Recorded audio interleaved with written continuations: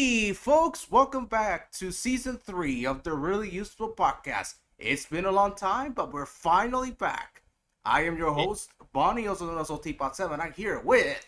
So Corey Diesel, and yes, it has been a very long while, but welcome back, everyone. Yes, we pretty much, as Barney said, we are here to do season 3 of the Really Useful Podcast. Where pretty much in this season, we're going to be wrapping up with with pretty much the rest, pretty much the remainder books that Wilbur Audrey has written in his life before basically he retired and such. Not counting Christmas Party, because like we already did Christmas Party in the first season. And that was a spin-off, so, Yeah. So, But pretty much, yes. So we're going to be kicking off this season by actually going back to the Tally Flynn Railway once again, where this time we're finally going to meet Rheneas, a character that basically Wilbert has hinted in Four Little Engines, where we are not, actually technically we did see him in Four Little Engines, but we did not see him in Little Old Engine, and now finally he's going to get a proper introduction in this book.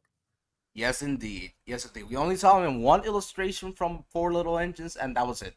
No Pretty mention much. of him again. Yep, because pretty much, if you remember, Skarloey mentioned that his brother Rheneas basically went away to get mended and everything, and pretty much after that, he's been absent for the remainder of Four Little Engines. He has now shown up in basically the Little Old Engine, book number 14.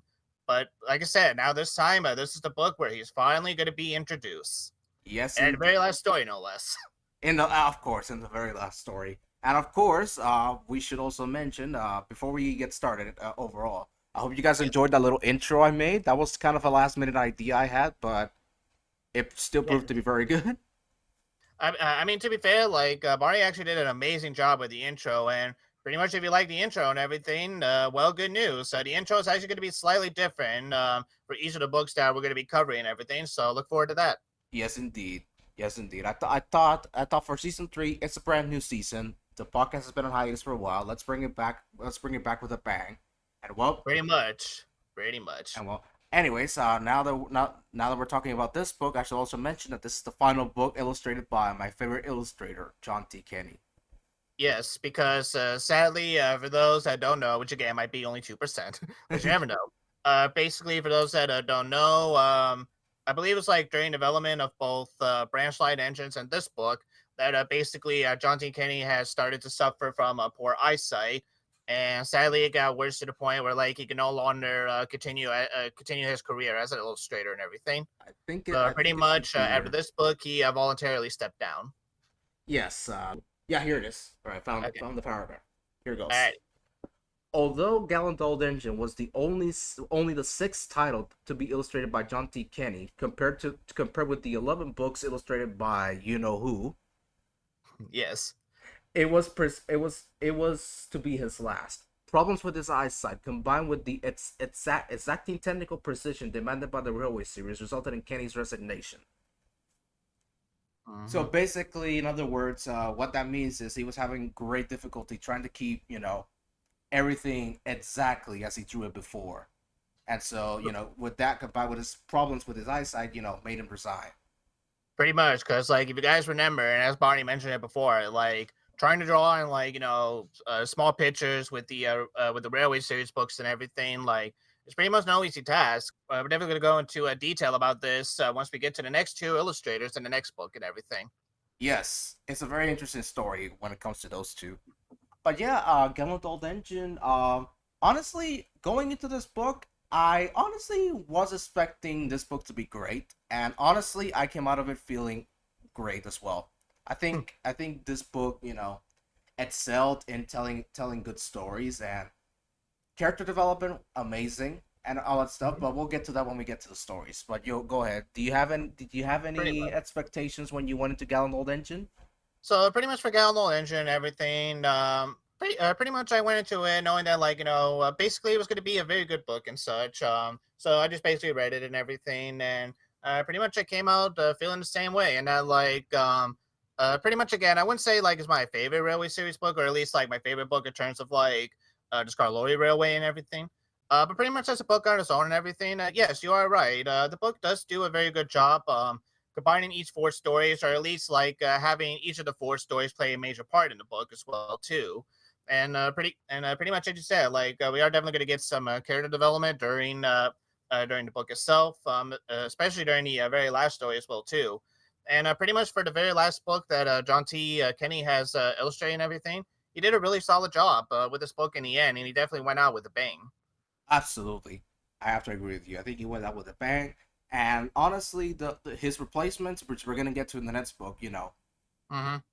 did I'll talk about them when we get to the next episode. But still, Yeah. I think he went out with a Suffice to bang. say that the two replacements that took over for Kenny and everything, honestly, both of them were very good choice to pretty much again get the series a much needed upgrade as well too when it came to illustrations. Absolutely, absolutely. A little fun fact about the thumbnails you can see right here. Did you notice at the top that it says that's with a different font that you say? Hmm. Well, that's because originally this episode 18, was going to be part of season 2, actually. But when we start production on season 2, the two of us decided to move this episode to season 3, and Hmm. well, here it is.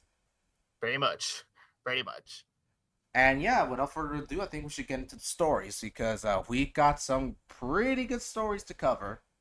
We do. And so basically, last time when we did branch light engines, Barney went first with Thomas Comes to Breakfast. So pretty much, I'm gonna go first with the very first story of Gallant Old Engine. And again, those of you that know me, or at least know my original channel and everything, knows about this story right here, Special Funnel. Special So, funnel, go right ahead. alrighty. So pretty much, can get back on where we last left off in terms of Peter Sam and everything. The book pretty much gives a brief little explanation about what happened when Peter Sam had that horrible accident with the slate trucks and everything. And pretty much because of that, now his funnel has started wobbling every time that he chuffs on down the line and such. It's been getting so bad that Peter Sam is anxiously waiting for the special funnel that the thing controller keeps on promising that it'll be here real soon. And because Peter Sam has been talking about his special funnel so much, the other ends started teasing him about it. But at the same time, while we wait for Peter Sam's new funnel to arrive, we get a brief little scene about Rusty and Mr. Hugh checking the tally, or at least the Skarloey Railway, I should say, checking the Skarloey Railway just to make sure that the winter weather is not going to interfere with the tracks or anything, or put any delays with scheduling or passengers and such.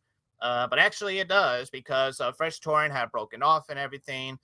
Basically, has made the rails, basically damaged the rails to a point where Mr. Hugh had to stop the train until basically the damage had been repaired, which eventually it did. So thanks to that, Peter Sam was the first one to actually drive across the mended track and such. However, when he did that and everything, he basically went into a tunnel and such. And in that tunnel, or at least at the other end of the tunnel, he hit an icicle, and thanks to that icicle, he lost his funnel and such. So now Peter Sam basically had to continue on with the rest of the journey with the drain pipe while to his boiler because the passengers. Actually, yeah. Oh, you were gonna say it. Never mind. Forget it. Yeah, Go ahead. basically, I was just gonna say that the passengers kept on complaining about the smoke coming from Peter Sam. So bull, Bob, okay, Bob. all right, get on with the story. Anyway, so basically, yeah, because of that, they had to basically wire a drain pipe to his boiler and everything, or at least to the spot where his whole funnel was and everything.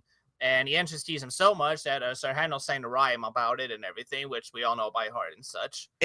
Actually, as I mentioned in the book, it's a rhyme. It's not a song.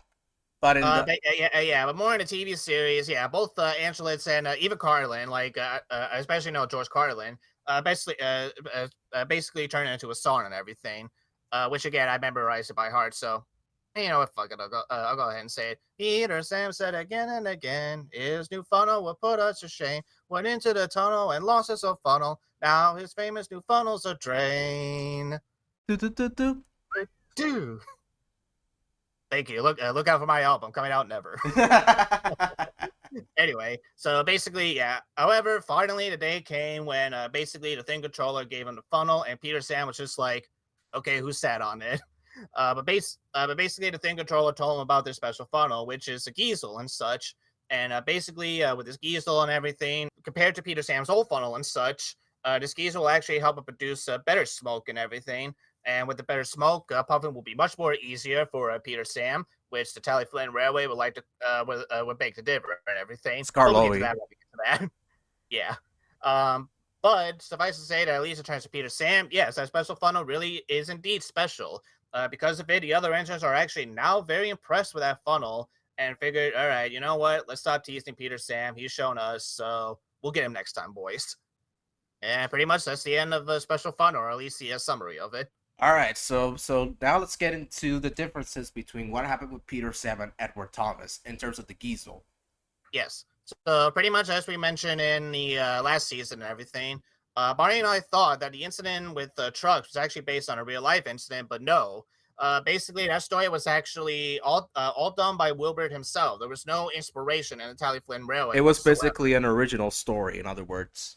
Pretty much. So basically, this is what we thought and everything. We don't know if this is actually true, but based on our speculation and everything, we figured that maybe like someone in the Tally Flynn Railway told Wilbert about like, hey, Edward Thomas might actually get a new funnel and everything. So he probably thought, all right, well, you know what? How about I make a story about where Peter Sam had like a nasty accident to where he also needs to get his funnel removed as well too.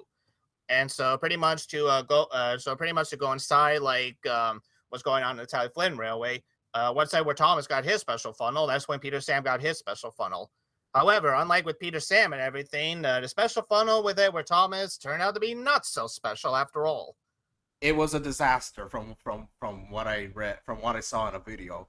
It Mm-hmm. didn't produce the effects that they wanted. It barely helped. You know, there was little to no difference whatsoever in terms of in between the original funnel and the Giesel. And basically, the crews thought that it didn't look very good on him, so they basically took it off after. I think they took it off in 1968. So he was with the Giesel for 10 years. Ten, oh wait, oh wow, 10 years. When did he have the Giesel on? All right, so they put the Giesel on in 1958 or 57. I can't remember, 57 or 58, and then they took it off in the late 60s. Oh wow, that far ahead then, huh? Mm-hmm. Interesting. And then they brought back his regular funnel, which he still has to this day. Okay. I think this book came out in what? Not 58, 62, 1962.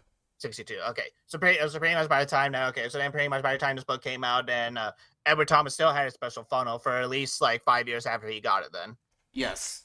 And Okay. they took it off in the late 60s. Again, someone can correct me in the comments.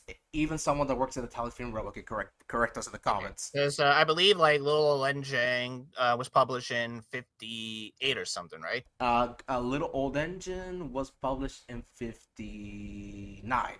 59. Okay. So by the time that Peter Sam had his accident, then Edward Thomas already had a special funnel then. Yes. So okay then. Okay then maybe like instead of like people telling Reverend Audrey about the new funnel, he brought then the Reverend Audrey probably saw the Giesel and Edward Thomas. So he was just like, I think I know how I can make Peter Sam get that special funnel, and that's probably the inspiration that he got for writing trucks in the first place. But remember, at the time they were still not sure if the Giesel was going to be a success. So maybe Wilbur saw it and thought, all right, let's slowly get it developed. Peter Sam getting the funnel, just in case Edward Thomas, the thing with Edward Thomas doesn't work. Yeah, that also makes sense. I could also see that happening as well too. So anyway, while I verify Edward Thomas, I'll go ahead and talk about special funnel. Okay, so pretty much a special funnel. Those that have seen my season 4 review and everything knows pretty much that special funnel is definitely one of my favorite episodes of season 4, and definitely one of my favorite episodes of the whole Thomas series as a whole and everything. And pretty much looking at the book version as well too. The book version is pretty good as well too. But much like with purchasing the trousers and all that, I pretty much forgot how short this story is. Like pretty much when reading it again and everything, like pretty much every time that like I read the story and everything, like, and this is pretty much how I've been spoiled by the TV series so much and everything, but pretty much the book version, like I feel like flies by really fast and everything, as well as like omitting like a lot of details that the TV series has added to has pretty much added when adapting the story. So pretty much one explanation I'll give and everything is pretty much like as soon as like Rusty and Mr. Hugh are done mending the track and everything, they really pretty much like the scene where Peter Sam goes inside the tunnel and everything. It's very short when compared to the TV series. Like pretty much it was pretty much it came and then it went very quickly and such. And like I said, like I'm a little baffled by it, to be honest and everything. It's not enough for me to say it's a bad story and anything because it's not and such. Like visual wise, and definitely with the illustrations and everything, like it's still very good. Like I pretty much. love I love that illustration where Peter Sam's looking at at himself without the funnel. It's very good. I love that illustration. Same here. That too, and pretty much the last illustration as well too. When he gets his special funnel put on as well Oh too. yeah, it's beautiful. That last illustration is beautiful. So It is very beautiful, and like I said, pretty much Whippet has done like a pretty good job on pretty much introducing the new special funnel and the new special funnel in the story and as well and I too. just found out about Edward Thomas. So Go ahead. he got the Giesel in 1958. They put it Okay. and they took it off in 1969. So 11 years. So he had the Giesel for 11 years. Okay. Can you imagine pretty much like if Wilbur was still riding a railway series and everything? Can you imagine like the thing controller coming up to Peter Sam and just being like, actually, you know what, Peter Sam, we're gonna give you your old funnel back. I can imagine Peter Sam just being like, so you just wasted all that money just to give me a new funnel, only to get my old funnel back? Yeah, pretty much. Anyway, but yeah, so like I said, in terms of the railway series story on the special funnel and everything, it's still a very good story and such. Again, good illustrations. You definitely do feel, actually, you do feel a little bit sorry for Peter Sam as well too, and I hope that he gets a special funnel and such, or at least that the special funnel will help prove the answers wrong, or at the very least, the special funnel would have been worth the wait and everything for Peter Sam, which definitely, once you read the last page and everything, we could safely say that the special funnel, or at least the wait for the special funnel, was definitely worth it in the end and everything, especially for Peter Sam and such. Absolutely, because it made a difference, and then he's like, "Hey, I can work better now." And then the others are like, Pretty much, yeah, I think we might have made a mistake teasing him." pretty much, pretty much. So yeah, I really don't have too much to say on the story itself and everything. I will definitely say that I prefer the TV series version over the story and everything, more so visual and pacing wise and such. But even then, this story is still a classic for what it is, and without this story, I wouldn't have had a TV series version of it to begin with. So pretty much because of that, I'm very comfortable with giving Special Funnel an 8 out of 10. All right, that's a good rating. I was expecting a 7, to be honest with you. Nah, because like I said, even though I feel like the pacing in the TV series version is a little bit more better and everything, looking back on it and thinking on it some more, and especially reading it over and over as much as I could, the pacing definitely had started to grow on me a little bit with the Railway Series book as time goes on and everything. So, and like I said, there's still lots of good laughs the story offers and such that I really can't think of anything majorly negative that would actually affect the story. So, so pretty much like I said, while it's not my favorite in terms of which version I prefer, I still like it enough to give it a very good rating in the end. Anyway. All right, so for me, Special Funnel, the book version, Mhm. I like that it's faster paced. You said that you don't like that it's a bit faster paced. I like that it's faster paced in this version. Nothing against the Mhm. TV series. The TV series episode is perfect because when you tell a story visually, you have to be creative in a sort of way so you don't waste time.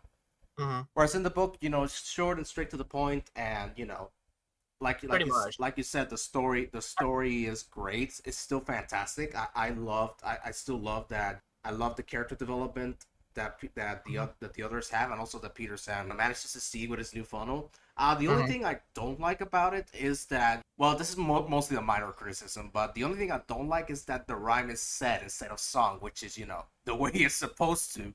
To be fair, I understand where you're coming from with that and everything. And to be honest, I thought Willie Rushton did a decent in the story and everything. But honestly, if I had to pick my favorite narration in terms of this story and itself, I definitely would give it to George Carlin. Honestly, Oh, absolutely, George Carlin is the best one narrating this story.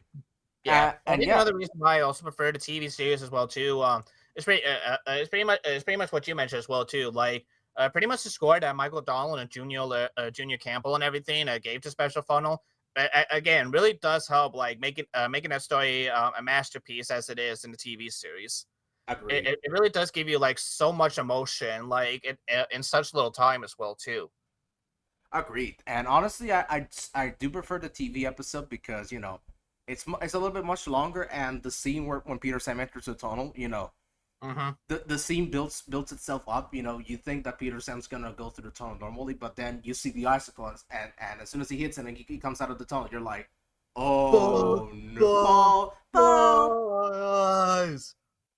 And honestly, a little fun fact: when I saw the episode for the very first time, Mm-hmm. I actually thought this was me, but I thought that as soon as he hit the icicle and the funnel fell off, I thought that the funnel went inside the icicle.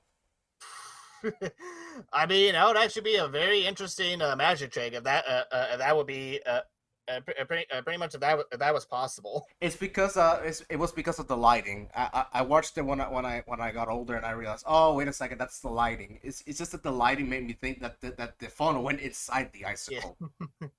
I mean, understandable and such. Pretty much I can see where you're coming from with that one. And yeah, with the perfect illustrations that again, John T. Kenny's at his best in this book for his being Mm-hmm. his last. He delivers in this story. You know, I still think the story is really well paced in the book, and Mm-hmm. honestly, to me, the story is a 9. I love this story a lot. Alrighty, all right. Well, that's definitely not a bad rating right there. So, all right. So far in terms of ratings, basically you're only one above me so far with the 9, while I still give it an 8. Actually, too. Oh yeah, yeah. My bad. Yeah, my bad. All right. So next up, we got one of my favorite stories from this book, Steamroller. Steamroller. Which actually, a fun fact. The only thing that's actually adapted in terms of like real life events based on the Railway series, is a basically is a new wheels that both Sir Handel and his counterpart Sir Hayden got. Everything else actually, the event actually took place in a different narrow gauge railway that's not the Tally Flynn Railway. Oh yeah, that's right. So anyway, Steamroller starts off with the narrator telling us about Sir Handel's new wheels that have brought tires, and the others begin to tease him about them being Steamroller wheels. And Sir Handel's like, "You shut up." And side note, I love that I love when they say "you shut up" because that's the way it's supposed to be. I'm not a fan of when they replace "shut up" with "be quiet." Well, Barney, we gotta think about the kids, all right? I mean, what kid hasn't said "shut up" to their parents before? It's said every kid in the world that's probably done that before once in their life. Yeah, but honestly, I can understand why they changed it to "be quiet," but I still feel "shut up" is better. Mm-hmm. Because one thing that Wilbert, I read this recently about Wilbert, is that Wilbert did not like to talk to play down the language to the kids. He Mm-hmm. hated that. He really hated that. But anyway, the other engines tease their handle about the steamroller wheels, and then Skarloey has an idea, and he says, "Oh yeah, if you have steamroller wheels, you're just the perfect engine to tackle George." And well, we get a little introduction talking about that. While Sir Handel was being mended, there was some work being done in in another place of in another place of the Skarloey Railway, and they took down the wall that separated the road of the railway. And Mm-hmm. the workmen have a steamroller named George, who George is extremely, and I mean extremely pro road, and he's anti railway. So very much so. I mean, like I said, this is his quote: "Railways are no good. Turn them into roads. Pull them up. Turn them into roads." Roads. Railways are no good. Excuse me. Turn them into roads. And one thing I love in the TV episode is that when they introduce him, he's smiling all of a sudden, and then as soon as he begins ranting, he's back to being angry. But yeah, like we said, he is extremely pro road and extremely anti railway. And Skarloey is like, yeah, guys, be careful with him. Be careful with him because you know how he is. But Mm-hmm. but then he decided to stay quiet so he can see how he understands Pretty much, he wants to see like two hotheads battling out with each other. exactly. The next day, the two engines meet when Sir Handel's pushing a truck, and their encounter isn't very friendly to say the least. Which I can say, like again, both Russian and even Carlin delivers these lines perfectly. You swag around with your steamroller wheels, pretending you're as good as me. And then Sir Handel is like, actually, sweetheart, I'm better. Fuck off. Bye bye. Eat But my steamroller wheels. and basically, and yeah, basically that's perfect character interaction right there, perfectly Agreed. written. Agree. Definitely agree right there. All right, so then I think it's a few hours later. Oh, it's not said, but I think a few Uh, hours later. Actually, I do believe it is a few hours later, both in the book and the TV series cut.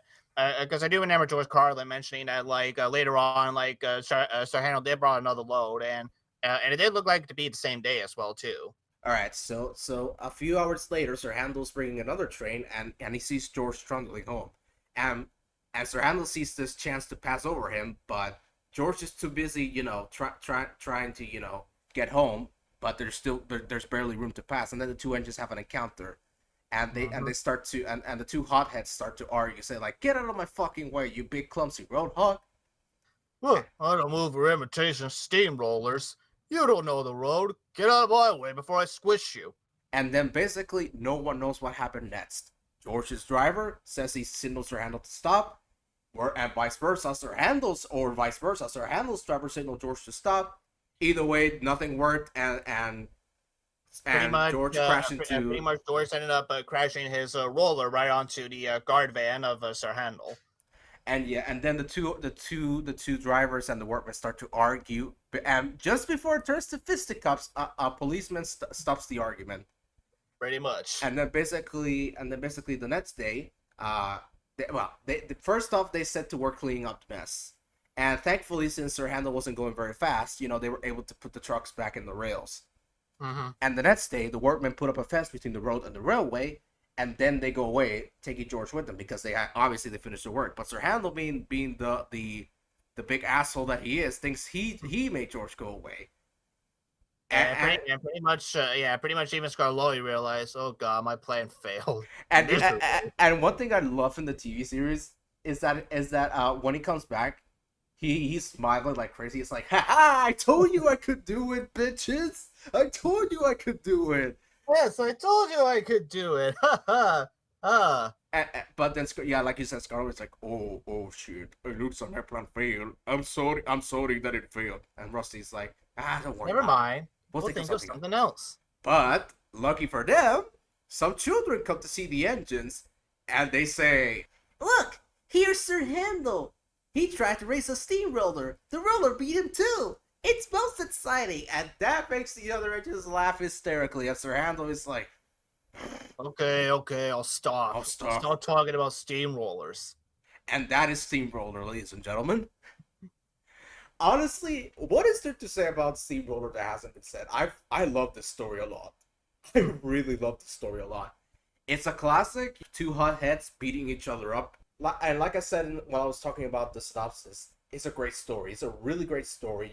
I love that. I love that Sir Handel thinks he's gonna get away with with winning the bet, but karma comes back to bite him because the children tease him later. I want to talk about George for a second. George is one Go of my ahead. favorite Thomas and Friends characters, believe it or not. I mean, honestly, same here as well too. Like, pretty much it's kind of shame that after season 5, he's pretty much just been gone from existence. Yeah, pretty much because the story opportunities you can do with him are endless. Like, there's a lot of stories you can do with him. Hmm. Correct me if I'm wrong, but like, wasn't George originally supposed to be like one of the members of Jack in the Pack or something? Or Yes, he was supposed to be a member of Jack in the Pack, but he got dropped in favor of Buster. ah, And of course, we all know the famous story. He was supposed to be one of the villains in Thomas and the Magic Railroad. but pretty much something happened to where like, that was no longer the case. Basically, they never brought his model to Canada to film Ah, his scenes, so he basically was written out of the script completely, which is a great shame because he would have helped. He would have helped a lot in the he story. pro- honestly, he probably would have, like in the grand scheme of things. Indeed, indeed. Shame he wasn't used, but yeah, George is one of my favorite Thomas and Friends characters. Shame he disappeared after calling all engines. Yeah, pretty much it is a shame. because I love Although, it. like I said, I do believe we do see him making a cameo somewhere in season 9, actually. Oh yeah, that's right. He does make a cameo, and in one of the DVD games as well. Pretty much.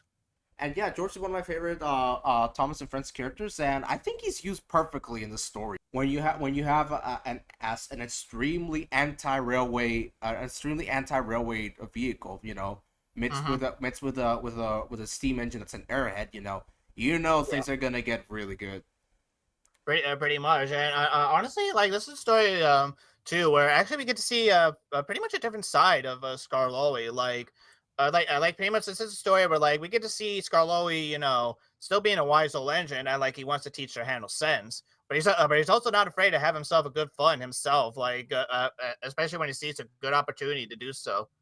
Yeah, that's basically him. He just basically wanted to have some fun, and basically, well, you know how it went. At first, he thought it failed because Sir Pretty, Handel pretty, thinks he did it, but you know what happens afterwards. yeah, pretty much, pretty much. And But well, was honestly honestly, if you think about it and everything, like the story actually does show that, like, yeah, even the wise soul engine like Skarloid definitely has his faults as well too, and everything, and we definitely saw that, like, pretty much like what he thought like was going to be good fun and teaching Sir Hannah a lesson. No, it actually backfired horribly for him in the end. oh, absolutely. I think Skarloey and Toby share a lot of similarities. Now that I think about it, In a way they do. I would say the only difference is that I wouldn't say that like Toby would deliberately Toby doesn't really like deliberately like set an engine up for fail. It's just more so the engines fail themselves in the end and everything. basically what happens is the thing with Toby is that he basically is like, okay, you think you can do it, go ahead and do it, and then Pretty basically much, the go and ahead. pretty much like once Toby sees him fail, you can't pretty much you can't help but to have a good laugh because like he did try to warn them in the end, and I mean we're definitely going to see that in one of the later and actually one of the very last stories as well too. We're definitely going to see that, Oh yeah, and then he basically shows them how it's done. and I mean like pretty much we also saw on Bullseye as well too. Like pretty much when Toby tried to warn Daisy. Daisy that like just hooting at animals doesn't work. Like technically he did give Daisy a chance. Like he did give Daisy a chance to try to shoo a champion away. But that didn't work. Like he did tease her a little bit and everything, but at the end he was just like, all right, you know what? How about I chase away the bull for you? Okay.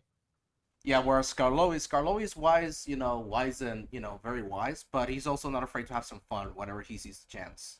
Pretty much. I mean, like honestly, that was Skarloey on both sides. I could definitely, pretty much, I could definitely see, pretty much, I could definitely see him telling Daisy, be like, "Hey, Daisy, well, there is a bull on a line up ahead. So why don't you go ahead and show me that you can shoo them away." I could actually see Skarloey doing that. Why don't you go ahead and show me? Why don't you go ahead and show me how it's done? Okay, I'll go and show you how. Oh my God, he's sniffing me. Bye. Oh my god! Yeah, that's still a classic scene, especially in the TV episode where you hear. Ew, I don't roll like that. Bye. But yeah, yeah, Steamroller. Again, I love the illustrations in Steamroller, especially that final illustration where Skarlovi and Peter Sam are laughing hysterically as Rando's like, I never again, never again. Pretty much, never again. And honestly, you know what rating Steamroller's gonna get for me? A 10. Ah, you bet your ass. It's a 10. It's a great story and filled with a lot of humor. And honestly, it's one of the stories I come back to this book to, read over and over again. Honestly, like looking back on the story as well too, like this is a very humorous story when you think about it. Like, honestly, you know what this story kind of reminds me of? It kind of reminds me of like one of those like Looney Tunes shorts and everything, where pretty much like one of the antagonists is being paired up with another like a hot headed or like a crate or at least like a smart aleck character as well too.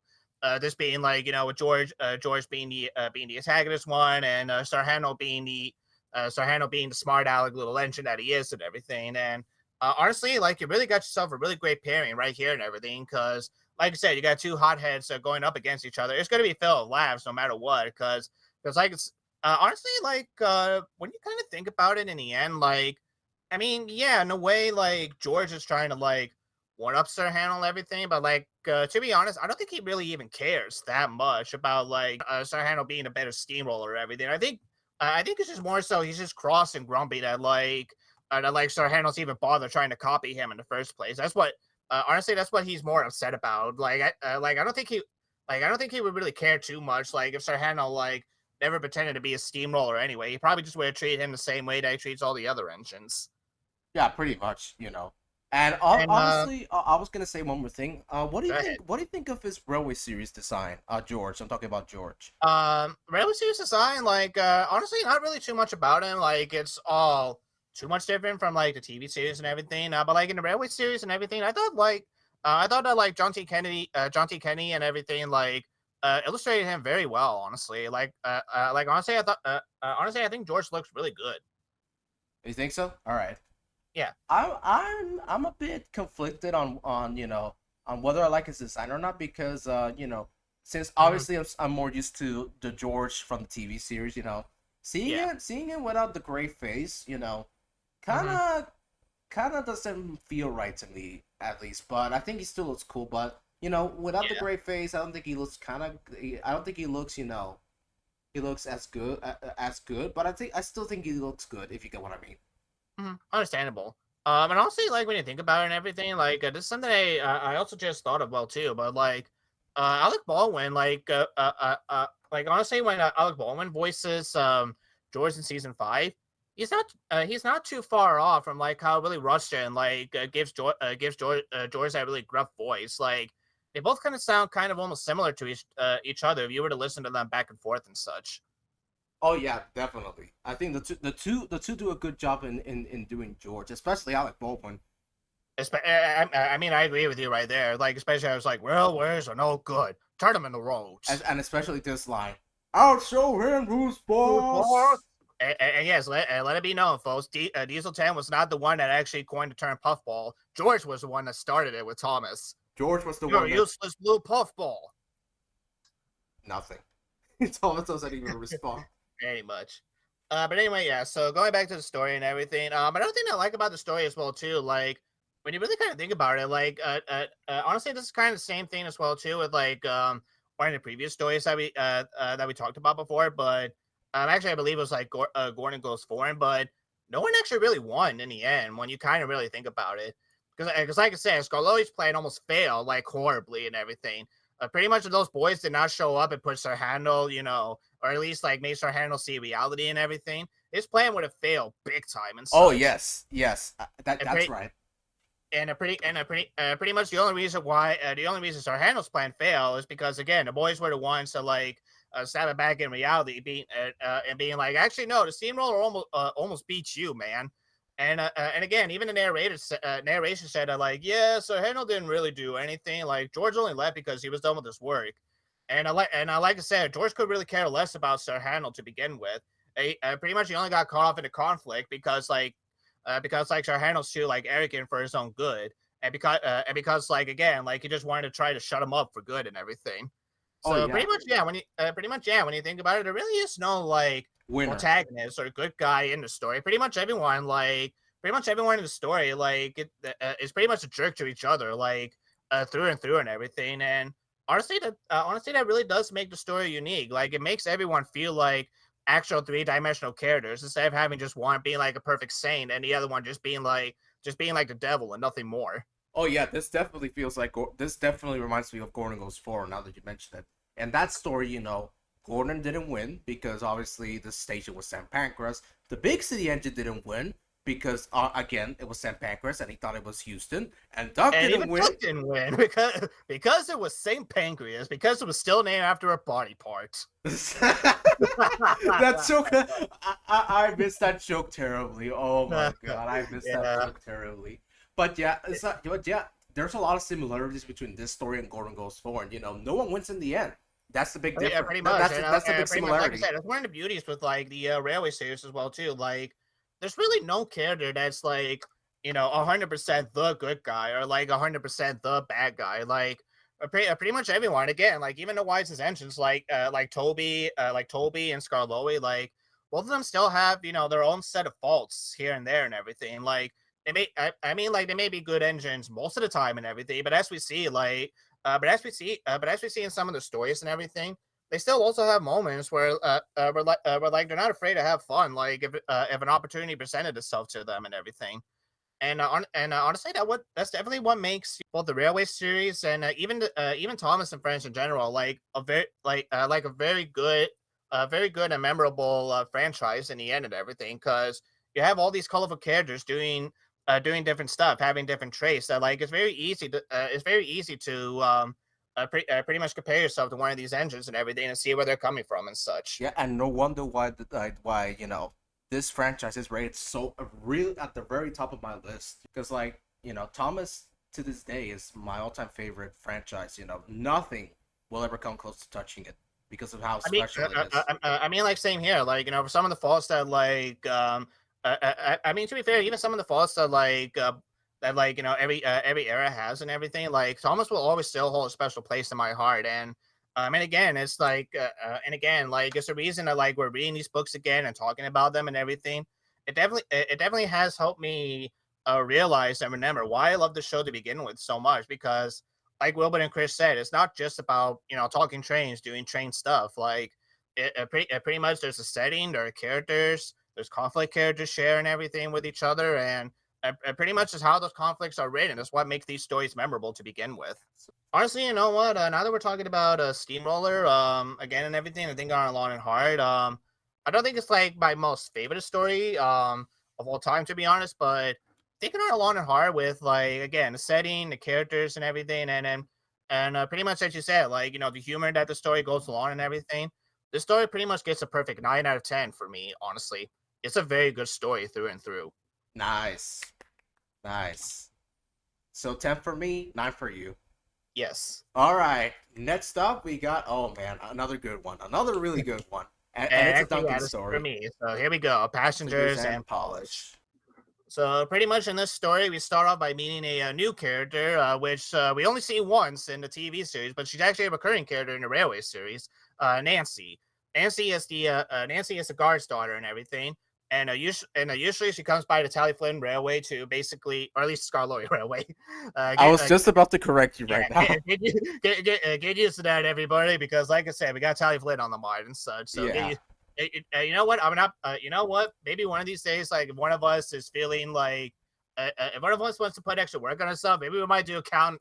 Maybe we might do a counter every time we mistake the Skarloey Railway for the Tally Flynn Railway. But we'll think about it. Yeah. Anyway, so pretty much she comes to the Skarloey Railway to basically polish Skarloey and everything. And like I said, right off the bat, I really love the character dynamic these two had because pretty much I can see Nancy as that cheerful little granddaughter that always wants to play with her wants to play with her grandpa and everything, but the grandpa's always just like, oh, I'm just too tired. Go play in the dirt or something, okay? But the granddaughter's like, actually no, I want to spend time with you, grandpa. And honestly, it's a very sweet dynamic between those two and such. And honestly, and yeah, we're definitely gonna see that a lot more once we get to book 20. Which honestly, I'm very looking forward to that book. I'm excited for book 20. I'm very excited for book 20. But anyway, so as Nancy is polishing Skarloey and everything, she tells Skarloey the big news that Rheneas is finally coming home tomorrow, and Skarloey's just like, "Oh, what? He's coming home tomorrow? Actually, you know what, Nancy? Forget what I said about you being a fusspot. Could you call me again, please?" And, I mean, yeah. Even Nancy couldn't help but to laugh herself as he, pretty much she said the same that I just said as well too. It's like, so you don't think I'm an old fusspot now, do you? Which again, I absolutely love how the TV series also handles that as well too. So then we pretty much get to Duncan and everything, which he asks for a polish as well too. But Nancy politely declines to everything, saying that like she needs to go and help the refreshment lady so they can get the ice system ready for Skarloey's 2 o'clock train and such. And pretty much Duncan starts ranting off about how Peter Sam got a special funnel, so Handel got special wheels, and how passengers are going to get ISIS and everything, but he's not even polished. So pretty much, as you can tell and everything, this is pretty much going to be being a Duncan beats a Brad throughout the whole story and everything. He pretty much just keeps on throwing a tantrum and such throughout the whole story. Basically, when he learns that like he needs to help he sent workmen to help one of the coaches that came off the rails when Skarloey was pulling them. He's just like, this extra work. It wears an engine out. And the driver's just like, stop being a product, come on. And actually, this is where the TV series and the book actually differs a little bit. In the TV series, he actually just brings the passengers all the way home, whereas actually in the book, he already brings the passengers home, and so basically, he brings them home in time for his own 4 o'clock train. And going back to how both versions and everything, Duncan is just brooding so much that he refuses to steam up properly, even with his driver trying to steam him up and such. And again, it gets to a point where he's just like, "We're gonna keep our passengers waiting if you don't start moving." And Duncan's just like, all right, but give me a polish afterwards, will you?" No, he's basically like, oh, you always think about those stupid passengers, and never about me. Yeah, pretty much.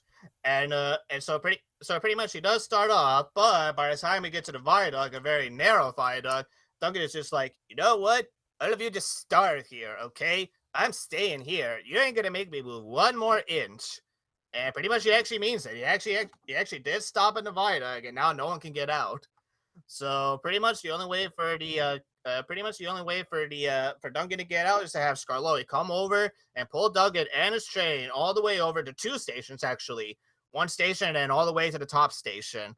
And as you can imagine, the Yeah. passengers were not pleased in the end. They told everybody what a bad railway it was. As if we haven't heard that before.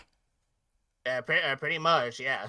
Anyway, but yeah, so once we get to the end of the story and such, we kind of find out that the thing controller basically came in and basically told Duncan off, but Duncan's just like, whatever, you don't give me a polish, I ain't gonna pull passengers anymore. No, How do you like that? no Polish, no No passengers. passengers. I, And so, I just love, go ahead. I just love in the TV series, like Sir Topham had tells Duncan, no passengers means no polish, and then when he leaves, Duncan's it's just like, well, yeah, well, no polish means no passengers. How do you like that, fat ass? like, classic Duncan. Yeah, classic Duncan. Which, pretty much as the summary said and everything. This is pretty much Duncan being classic Duncan and everything. Doesn't get his way and such, and so he just results to being a bratty little kid and such. Which, honestly, the Railway Series Book Club actually brought up some very good points. In this book too. Like, again, this is another very specific story, or at least a perfect example of Wilbur taking like a fault with an engine and everything, and make that fault their actual character and their personality as well too. Because pretty much having Duncan being upset, being the main reason why he wouldn't steam up and everything, is actually a very brilliant move when you think about it, long and hard and such, especially given the context of the story and such. Because pretty much they also mentioned this as well too, that pretty much if this was like Chris's writing and everything, he probably would not actually include Duncan not steaming up being part of the character. He probably would have just most likely he probably would have just explained the process of an engine steaming up, and then just basically have Duncan steaming up just being being a natural problem instead of just a problem that Duncan himself caused as well too. Yeah, sometimes the problem with Christopher's stories, from the ones that I've read, obviously, because we're gonna get to them in season 4. One problem I've had with Chris's stories is that they don't feel like character development. They feel like they just could be a story about a non-sentient railway. Pretty much. Which again, I'm also gonna hold my thoughts off too once we get to those books, because like I said, after book 30 and everything, I'm not really all too familiar with Chris's work. So pretty much I'm gonna wait till until we get to his books first before I start giving my thoughts on them and everything. Yeah, it's better to wait until we get to season 4. Anyway, keep going. But anyway, like I said, this story is actually a very good story and everything. And actually, like I said, it does a very good job tying the other 2 stories into this one as well too. And actually serves as a very good story as well too, to basically be the follow up for the very last story as well too. Because basically, as we're going to see and everything, having Duncan being a brat that he is and everything, and trying to trying to make sure that he gets what he wants, pretty much he's not afraid. He's not afraid to take his anger out on anybody, especially the passengers themselves.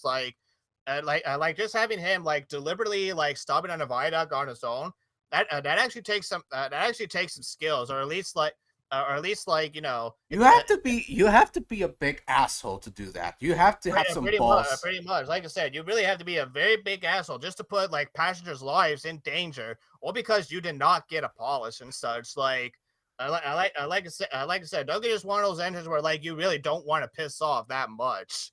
Like I said, he's not afraid to do something just to get back at you if he feels like he's justified to do so. Which, like I said, like does actually happen. There are a lot of people that think like Duncan does in real life, which, like I said, it's very scary to think about when you think about them long and hard and such. Oh yeah, extremely terrifying. Yeah, Extremely terrifying. yeah, very extremely terrifying and everything. Which again, like everything about the story, like pretty much it's a perfect little setup for the very last story as well too. And like I said, the character dynamic between like Nancy and Skarloey, again, a very good beginning right there as well too. Like I said, it pretty much established like who the characters are, like when they interact with each other perfectly in the end and such.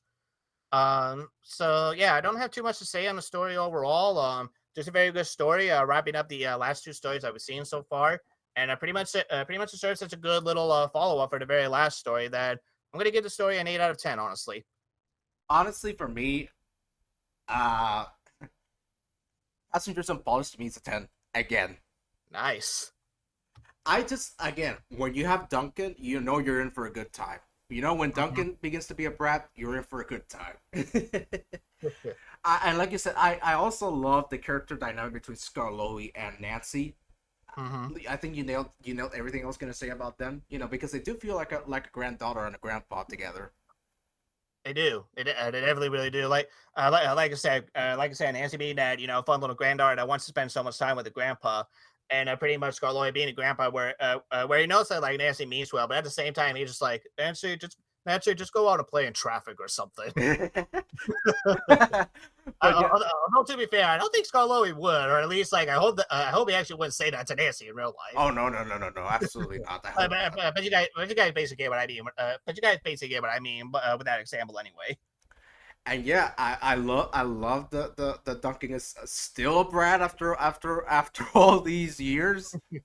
And well, like I said, you have to be a big asshole to stop in the middle of nowhere and take your anger out. We're not just in the middle of nowhere, but actually in the middle of the viaduct, where pretty much like No no one one, can get out. yeah, pretty much no one could get out because like it's just so tight and like pretty much even if the passengers wanted to get out, they still have to be cautious and that like another train's not going to come out and hit. Actually, yeah, that's another thing too. Like pretty much Duncan just better hope and everything that another train is not going to come barreling towards them on the other side, basically killing him and the passengers as well too. So yeah, like I said, Duncan is not afraid to do whatever it takes to get something he wants and such if he feels justified to do so. Absolutely, absolutely. Like you said it best. And well, I also love that final line where he says, "No Polish, no No passenger." passengers. I mean, like, give it to what we know about Duncan so far and everything. Like, when he's dead set on something, he's definitely dead set on something. Yes, and again, Willie Rushton did a phenomenal job with the voice. Phenomenal job. Honestly, same here. Honestly, it's between him and like George Carlin. It actually does a very good Duncan voice. Honestly, I agree. I definitely agree with you there. Excuse me. And yeah, but yeah, I don't have too much to say on the story. Again, the illustrations again are fantastic, and 10 for me. It's a 10 out of 10 story for me. alrighty. Well, let's get to the final story of this book and the title of this book as well too. Gallant Old Engine. So take it away. Okay, Gallant Old Engine. So Gallant Old Engine starts up with Skarloey telling off Duncan after what he did. He's like, "I'm so ashamed of you, Duncan. Think of the fucking passengers and think of the passengers. What will we do? We need them." And Duncan is like, Doug is just like, passengers are just nuisance. They're always complaining about not getting the first class and everything. Those and snooty people. and Skarloey is horrified at this. He's like, "Oh really? Well, let me tell you, my good engine. No passengers means no trains. No trains means no railway. And we be going to the scrap heap, my good engine. And don't you forget it." And then basically Skarloey tells him, "Thank goodness Rheneas is coming home tomorrow. Maybe he'll put some sense into that stupid funnel of yours." And And pretty much Doug is just like, what does Rheneas got to do with me? And then Skarloey tells him that Rheneas saved the line, and Peter tells him, "Come on, tell us the story." And well, Skarloey begins to tell the story, and this is where I'm going to tell the story right now because Okay. all right. So then Skarloey starts to tell the story. It happens. So basically, back when Skarloey and Rheneas were the only two engines on the line, you know, by that time, both engines were nearing their 70s in terms of Mm-hmm. age, and Skarloey was wearing out a little bit. And then the thing controller tells them that they're gonna get two new engines, but for the time being, they have to run the line themselves. And then basically Skarloey tells them that he worked hard, but he was wearing out. So Rheneas is like, don't worry about it. Now it's my turn to help you. You've done some good work, man. Mm-hmm. Rheneas proceeds to run the line on his own. And well, one day when he had a full train, which there were even passengers in Beatrice, I should add. Mm-hmm. He was climbing up a hill. I think it was a hill. It's supposed to be. I believe it was like some type of hill because I do remember like the line being steep or at least something like that. Yeah, the line was steep, and then basically once they reached the top, he broke down, and he basically Pretty much. said, Well, actually, no, he ain't broke down. He was just like, "Ooh, I got a cramp! "Oh, I got crap." I got a cramp! I gotta take a crap, man!" That's basically the joke we came up with, guys. Don't worry about it.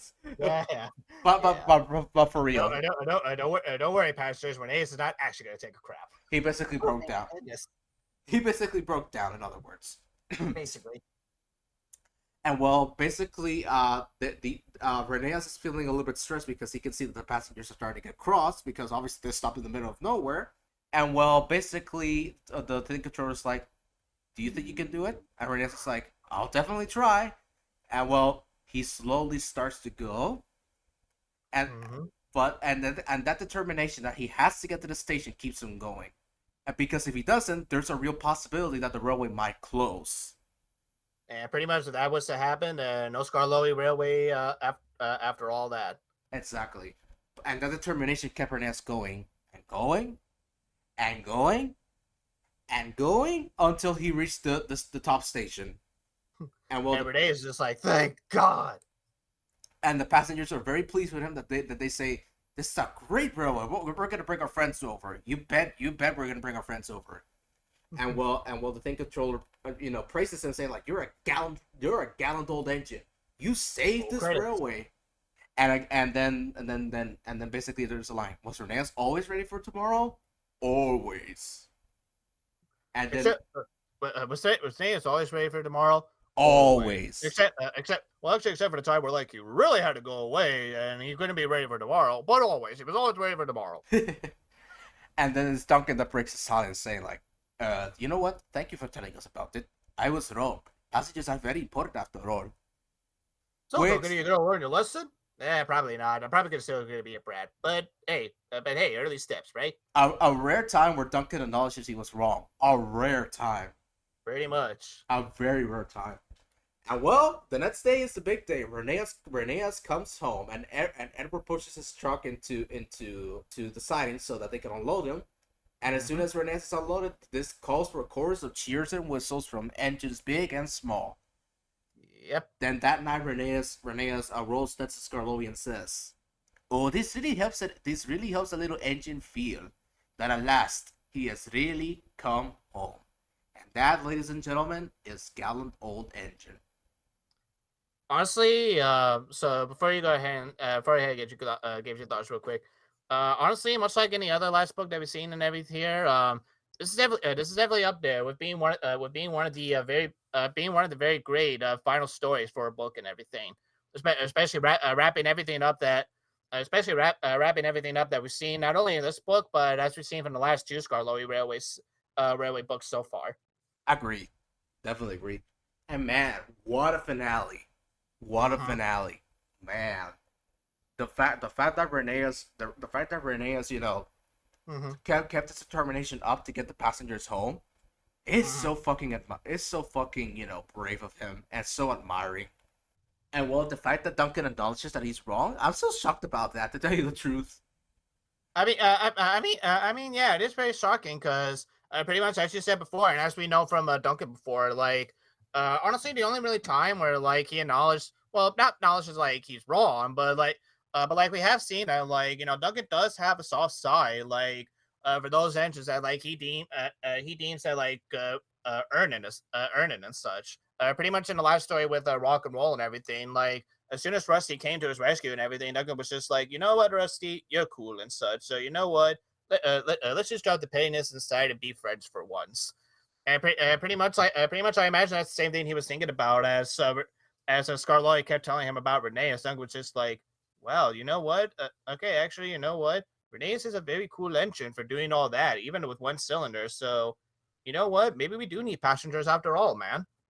Indeed, and well, I don't have too much to say on the story because we just basically described it all in that synopsis. What is there to say about this finale? What a finale it was! What a Mm-hmm. finale! And that ending line. I'm gonna repeat it one more time because it's so damn good. I even posted it in the community tab. Oh, this really helps a little engine feel that at last he has really come home.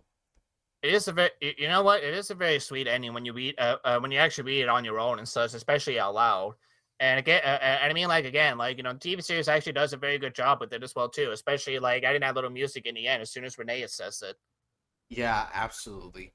And well, honestly, to me, Gallant Old Engine, the finale story, It's a 10, honestly. yep, it's a 10. All right. Well, I mean, like I said, I don't blame you because, like I said, pretty much for everything that we've known about Rheneas so far, at least in terms of like Four Little Engine and everything. Here now that we're finally getting a proper introduction to Rheneas, especially after the very last story from the very same book, no less as well too.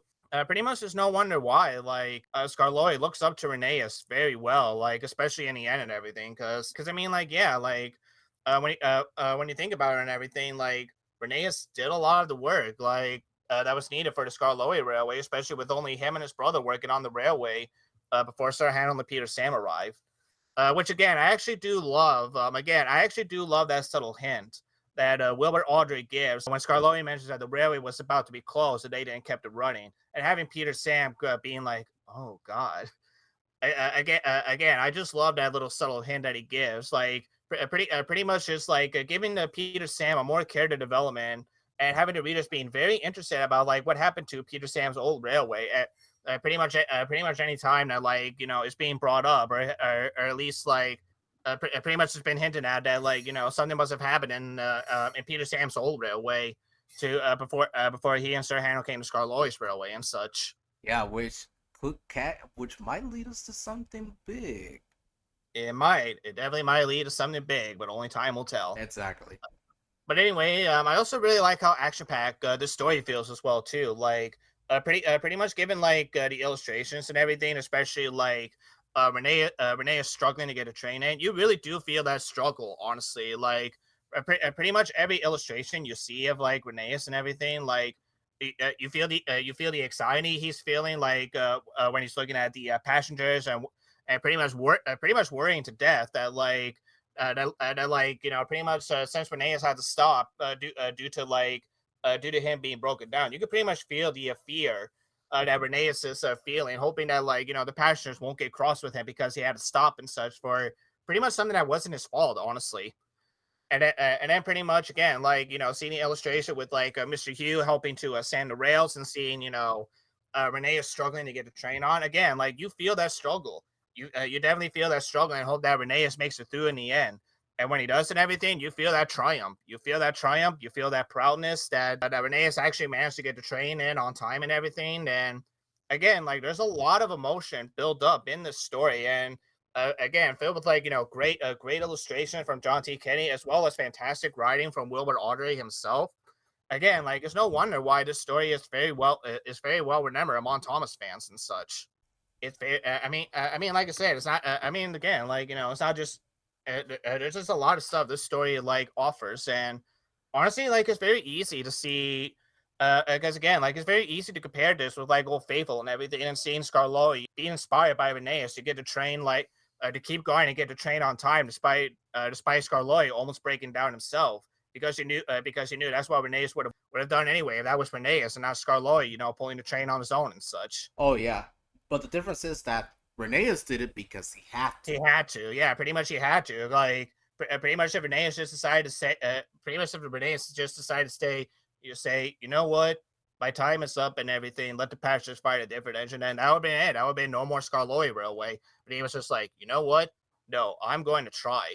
And again, I actually do love the line about like the passengers cheering for him and everything, but Rheneas did not care. Honestly, you could have cared less if the passengers were cheering or they were getting angry or frustrated. He had one Yeah, mission. yeah, yeah, he had that determination. He had that determination to get them home, to at least just get them home. Period. Like whether it be on time or late, they had to get. He wanted to get them home on time. He had to, no matter what. And honestly, like, like honestly, it's no wonder why other entrants feel like the sense of aberration for Rheneas after all that he's done and everything. Absolutely. So, honestly, thinking on the story and everything, and like the build that has been leading to this story, the build up was worth it. Honestly, like to have a story like this grand and everything, a very perfect introduction to Rheneas himself as a character. There's not a lot you can say to the story, so you know what? I agree with you. This is a perfect 10 for me right here. The only Nice. really minor nitpick I will get, and again, it's more of a nitpick. Honestly, like when I was a kid, and I actually do feel this way, like looking at this story right now. I always thought this story took place during a very hot summer, and the reason why I believed it is the way that like John Kennedy like drew the illustrations during Rheneas' flashback, because in the TV series and everything, like you could definitely feel like a very bad storm was happening during like Rheneas' last leg of the trip. Where basically in the book, it feels like he was pulling the train on like a very hot summer or something. Oh yes, that's right because of the way it's illustrated. Yeah, But but like I said, that little nitpick is definitely not going to stop me for giving the story a perfect 10. Honestly, because I honestly, it deserves it. I honestly don't mind the change in weather. I think the illustrations still look beautiful, Agree, especially that agreed, illustration where Rheneas breaks down. agreed. I definitely do agree with you right there. Beautiful. It's absolutely beautiful. And well, ladies and gentlemen, we've reached the end of Gallant Old Engine, and we've reached the end of John T. Kenny's tenure with We the have. Railway series. Before we at least give our closing thoughts, let's at least give our final score for at least Gallant Old Engine and everything. And I also want to give our final thoughts on John T. Kenny. But first, let's do the score. Then we'll talk about John T. Kenny, and then we'll talk about final thoughts. All right, so at least in terms of you, I think pretty much you gave every story. Actually, no, there's only one story you gave a 9. I think it was Special Funnel, Yeah, right? Special Final got a 9. And and then everything else was a 10, right? Yeah, which is a 39 out of 40. All right, I'll do yours. So pretty much a 39 out of 40. I mean, it's still a perfect A. Either way, it's still like a 9 out of 10. So pretty much like it's an A plus through and through for you. Which There's one thing I wanted to discuss real quick that now that you mentioned the grade, go ahead. there's gonna be a huge difference now compared to the previous two seasons. Mm-hmm. Every time a book gets a 40, it's gonna be classified as an S. Okay. That's the only difference. After anything else, normal. Alrighty. But yeah, pretty much like I said, like so pretty much your book grade for this is definitely an A, a 9 out of 10 and everything. And as for me, pretty much my final score for this was a 39 out of 40.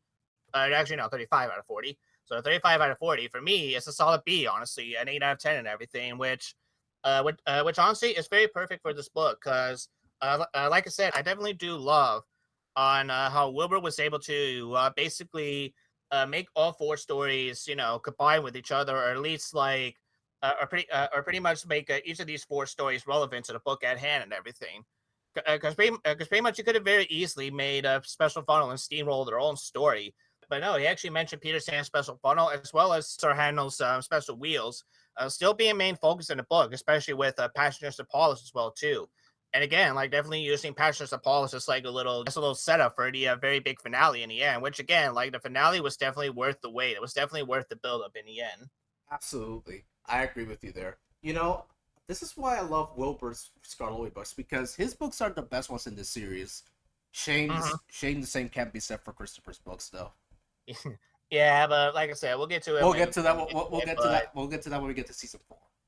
yeah, but I mean, like honestly, like I think from here on out, we're definitely going to see Wilbur like basically have his writing talents just go pretty much far and beyond until like Wilbur feels like that like you know what.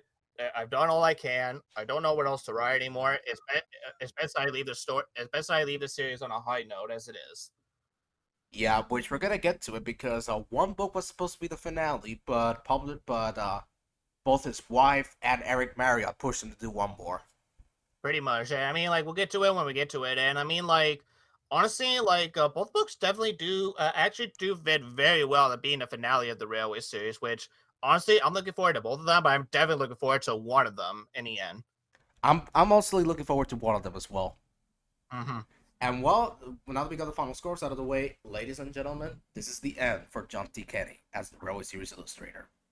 Yep. And I mean, like, seeing that John T. Kennedy, is basically your favorite Railway series illustrator. You go ahead and go first with your final thoughts on him.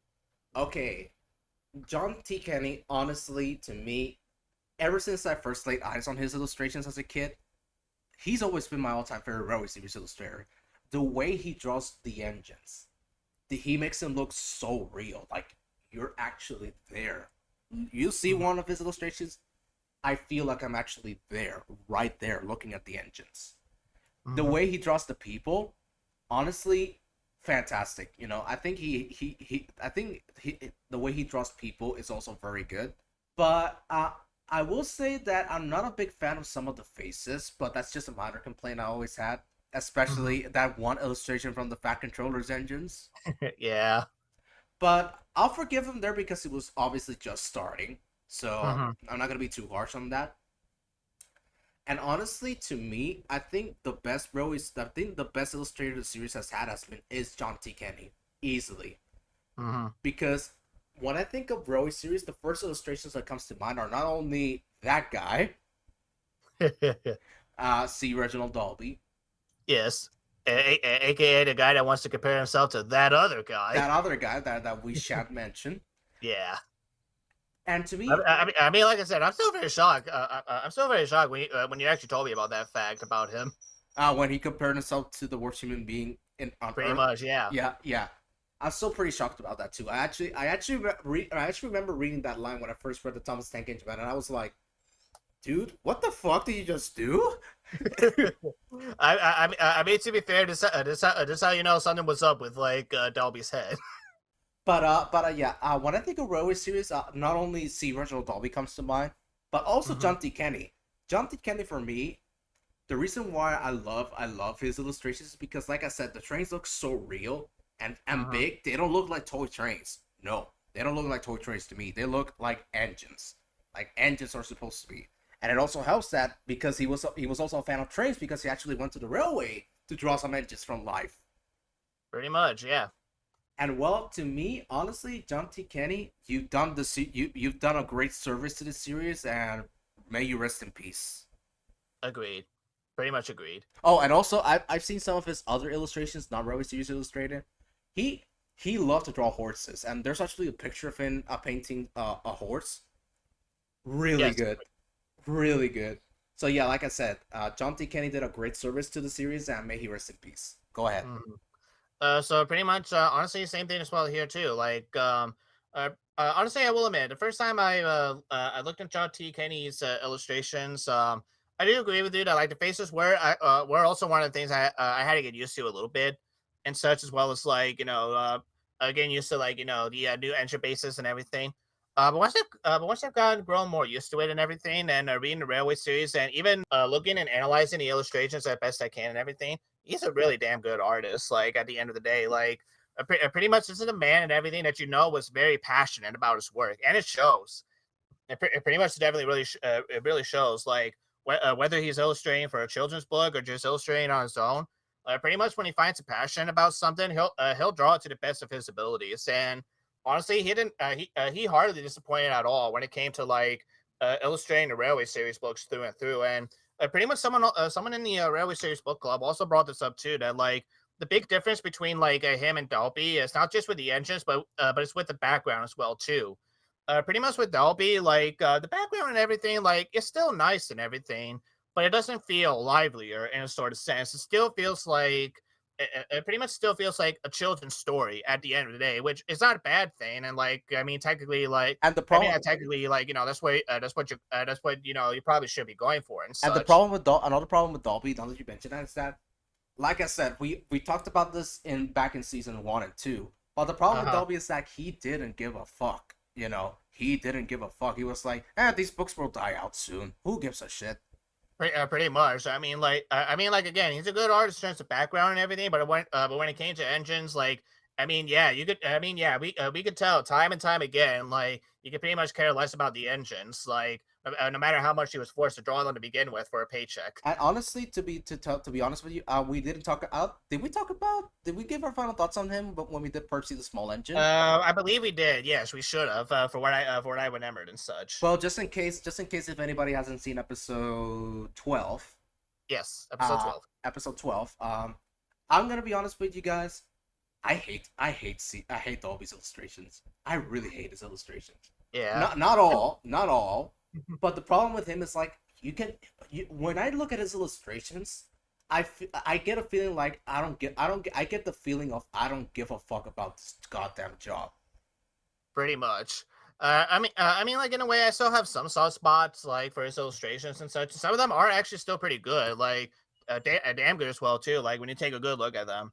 But yeah, like I said, compared to him with Kenny, Kenny brought a lot of life into the series, especially in the background as well too. Like I said, Kenny did not just treat this as like a children's book. He treated this as if like it was art, as if like these illustrations were one day going to be hanging up in a museum and such. And pretty much he treated the series with as much respect as he should. Mattel, take notes. I want you to open up a museum with all of the Yeah, illustrations. yeah, pretty much. Yeah, like you said, John T. Kenny brought a lot of energy and life to the series. Like it felt like real art. It didn't feel like, oh, this is just a kiddie excuse me, a kiddie book with. Pretty much, yeah. Pretty much, it didn't feel like a children's book just made just for kids and such. No, like pretty much he made it for like kids or train enthusiasts or pretty much just like anyone that's even remotely interested in checking out the books in the first place and such. Like, and like I said, even when he was drawing like real live adventures, like Tally Flynn himself and everything, he drew him so well and everything that like it actually did look like Tally Flynn. It actually did look like you were actually meeting Tally Flynn in the book itself as well too. And like I said, that takes talent. That takes a lot Absolutely, of talent. absolutely. I And still again, love. like I said, like with the illustrations, he brought out a lot of emotions as well too within each of the books. Like I said, Gallant Old Engine came to mind. Like anytime that anytime that we were reading like Rheneas' flashback and everything, you felt the emotions through and through. You felt the anxiety. You felt the pretty much you felt the determination. You felt the proudness. Like you pretty much felt everything that you pretty much felt everything that like Kenny drew at you as Wilbur as pretty much like Wilbur was writing the scene like through and through and everything throughout the books and such. Yeah. So yeah. What are you? Go ahead. Keep going. So, Keep like going. I said, final thoughts on John T. Kenny. He's a very good illustrator. I definitely have grown to appreciate and definitely enjoy his works. The more and more I look at them and everything. It is a shame that he had to step down due to bad eyesight and everything. And yeah, may he also rest in peace. Because like I said, he was a good illustrator, and honestly, like I have no doubt that he was a very good man as well too, through and Oh through. yes, Wilbur actually talked about him. He said, if I remember his quote, the two got on.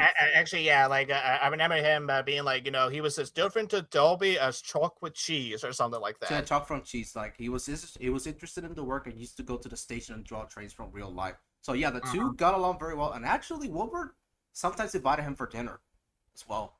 Oh, nice, very nice. So yeah, you can tell that those two had a very close relationship. hmm And like to be fair, like it's actually a good thing that the next two illustrators that we're going to meet, like pretty much also got on like Wilbur's good side as well too, because like I said, they could definitely give John T. Kenny a run for his money in terms of some illustrations they've done as well. oh yeah, especially wait till we get to book 21. Uh huh. That I think, in my opinion, is the highlight of their work of the next of the next of Kenny's successors. Agreed. Definitely agree right there. And well, ladies and gentlemen, did we forget something or? I don't believe we have off the top of our head. I think we pretty much covered Oh, everything we wanted to cover. final thoughts on the book. My bad. Yeah, final Oh, thoughts. okay. Yeah, and that, well, ladies and gentlemen, that was Gallant Old Engine. So go ahead, man. Take away with your final thoughts on this book. So, like I said, it's a very good book and everything. Pretty much, I knew going in that I was definitely going to like it and everything. Like I said, I wouldn't say it's like my favorite Skarloey book or even like favorite Railway series book and everything. But for the very first book of the of a brand new season and everything, it's off to a very great start and everything. Like I said, like classic stories and such. Really banner of a finale. Really banner finale when it comes to this book itself and everything. Good characters and such, character development. Tons of great humor and like I said, tons of like a very pleasing visual to go along with the action as well too. So yeah, overall, I definitely would say that Gallant Old Engine is definitely a very good book through and through and such. So again, as the last book that John D. Kenny illustrated and everything, again he went out with a good bang. Which actually, fun fact before I forget, in Steamroller, you can actually see John T. Kenny's car in one of the illustrations actually. Oh yes, that's in the second to last illustration. Yes, There's this little and car. actually, the license plate actually spells out John T. Kenny as well as the year that the book was illustrated. Actually, JTK 62. Yeah, yep. I actually didn't know that until a few years ago. Actually, I actually took a look. I was like, wait a second, what does that say? JTK 62. I was like, oh, Yep. nice, very clever way, very clever, John T. Very clever. Pretty much. You know what? Maybe he figured out, like, you know what? If I actually wanted to pick a place to retire, I actually want to retire on the Skarloey Railway. So let's make that happen. And he did. Mm-hmm. He actually did. So for Yep. me, Gallant Old Engine. As for the start of season 3, we're off to a very good start so far. Very good start. Even though this Mhm. was originally going to be the last episode of season 2, but we pushed it to this season. I think we made the great. I think we made the best decision to push it to season 3. We did honestly. We honestly really did. And honestly, this book is fantastic. I think you know everything I was going to say. This book is fantastic. It's filled with lots of great humor. For this being John T. Kenny's last book, he delivered. He really delivered. Mm-hmm. He really delivered. He And did. He really did. and yeah, the stories are memorable for a good reason. And I'll always come back to this book because it's really good. Same here. Same here. Honestly, same here. And well, ladies and gentlemen, this is the end of Gallant Old Engine and the very first episode of season 3. And we're just getting started. Oh yeah, we're just getting started. So, pretty much all the action pack as well as the slightly humor and good feels on this book, it's still going to be present. But as soon as we get started with the next book, we're definitely gonna get hit with a very heavy conflict. Honestly, be presented with like some very dark themes within the Railway series books as well too, which honestly like we're definitely very excited for. Yeah, definitely. I should also mention that unlike seasons 1 and 2, there's gonna be a bit of a difference between the release dates of the episodes. Yes. So pretty much instead of like uploading them, I think it was like what once a week and such. Yes. On the previous 2 seasons, we basically recorded them ahead of time, and then Mm-hmm. basically released them. Now this time it's gonna be a little bit different because the 80th anniversary is coming, and we decided to try something a little bit different. We're gonna try a little bit of an experiment.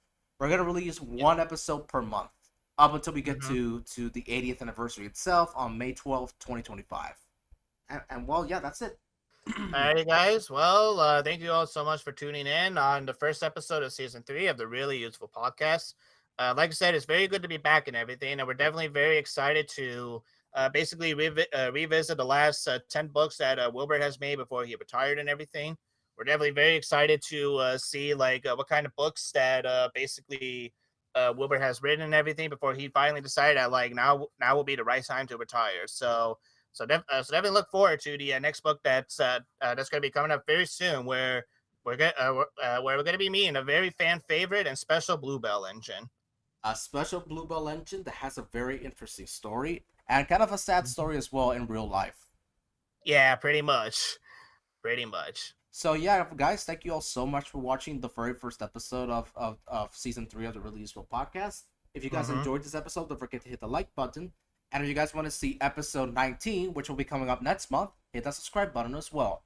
Also, if you like the Wiggles, make sure to check out our Wiggles podcast. It's a Wiggly Wiggly podcast, which we just released episode 4.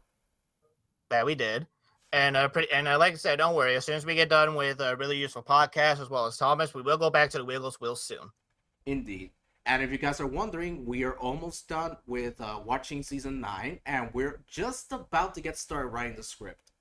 We're just about ready. Yes, it is true and such. So, pretty much, hopefully, by the time that season 3 of the really useful podcast is about to come to an end, that's basically when Bonnie and I will start recording our season 9 review. Exactly. And of course, make sure to check out our channels, Optipa7 for me and Sequoia Diesel for Sequoia. Both channels will be in the description below. And with that, ladies and gentlemen, we'll see you guys. We'll see you all for. We'll see you guys. Let me say that again. Basically, we'll see you guys next time in the next episode of this really useful podcast with Stephanie the Bluebell Engine. So anyway, guys, this has been Optipa7 or Bonnie with Sequoia the Diesel saying thank you for watching, and we'll be seeing you guys in episode 19 for Stephanie the Bluebell Engine. So until then, folks, take care, and we'll see you guys soon. Railways are no good. Turn this podcast into a road. Fuck you, George. Bye-bye, everybody. Bye, folks.